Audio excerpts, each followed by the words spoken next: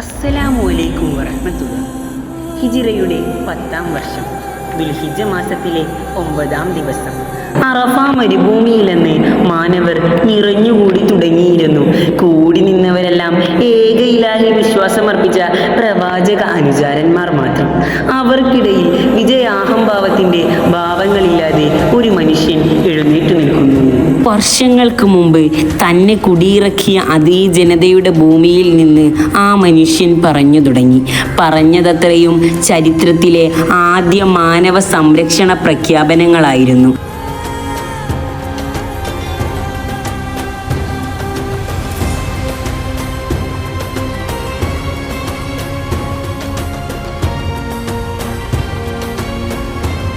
മാനവികതയുടെ വിളംബര ഭൂമിയാണ് അറഫ.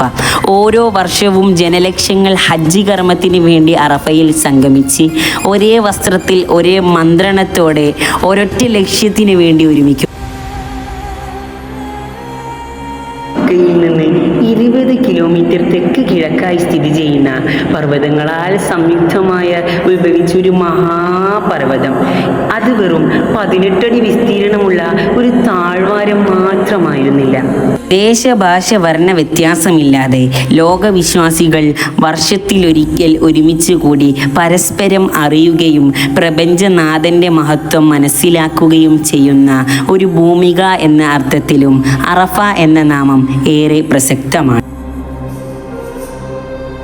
ഇതാ ഒരു ഹജ്ജ് മാത്രമായിരുന്നില്ല, അതൊരു സമാപന സമ്മേളനം കൂടിയായിരുന്നു.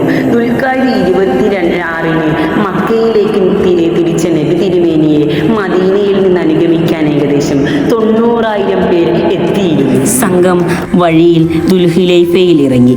അവിടെ നിന്നും നമസ്കാരങ്ങൾ നിർവഹിക്കുകയും ഹജ്ജിനായി ഇഹ്റാം കെട്ടുകയും ചെയ്തു. അന്നു രാത്രി അവിടെ തങ്ങിയ ശേഷം അടുത്ത ദിവസം ളുഹർ നമസ്കാരത്തോടെ അവിടെ നിന്നും യാത്ര തുടർന്നു. ഉച്ചത്തിൽ തൽബിയത്ത് ചൊല്ലി മക്കയിലേക്കു നീങ്ങി. ദുൽഹജ്ജ് 4-ന് പ്രവാചകൻ മക്കയിൽ പ്രവേശിച്ചു. 1,14,000-ഓളം വരുന്ന ആളുകൾ ഹജ്ജ് കർമ്മത്തിനായി പ്രവാചകരോടൊപ്പം ഉണ്ടായിരുന്നു. അറഫയിൽ നിന്നും പ്രവാചകൻ തിങ്ങി നിറഞ്ഞ ജനങ്ങളെ അഭിസംബോധനം ചെയ്തുകൊണ്ട് വിശാലമായി പ്രസംഗിച്ചു.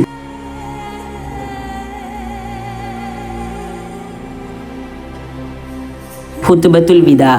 അറഫയുടെ കിഴക്കുഭാഗത്തായി റോഡ് നമ്പർ 7-ന്റെയും 8-ന്റെയും ഇടയിൽ സ്ഥിതി ചെയ്യുന്ന മലയാണ് ജബലുർ റഹ്മ. മസ്ജിദുൻ നബിറയുടെ 1.5 കിലോമീറ്റർ ദൂരെയാണ് ഇത്. കേവലം 65 മീറ്റർ മാത്രം ഉയരമാണ് ഈ പർവ്വതത്തിനുള്ളത്. അവിടെ നിന്നുകൊണ്ടാണ് അരമണിക്കൂറിൽ താഴെ മാത്രം ദൈർഘ്യമുള്ള ആ പ്രഭാഷണം പ്രവാചകൻ നടത്തിയത്. അനുയോജ്യമായ ഭൂമിയും അറഫ തന്നെയായിരുന്നു.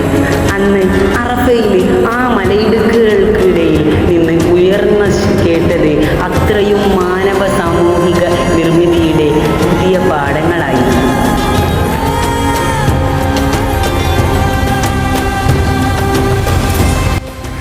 മനുഷ്യൻ ഒരു മാതാവിൻ്റെയും പിതാവിൻ്റെയും മക്കളാണെന്ന ഐക്യം വിളിച്ചോതുന്ന പ്രഖ്യാപനം.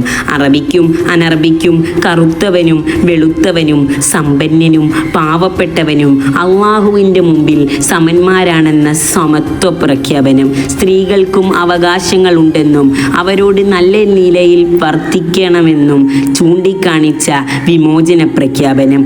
മദ്യവും പലിശയും ചൂഷണവും അനുവദനീയമല്ലെന്ന ആശ്വാസ പ്രഖ്യാപനം.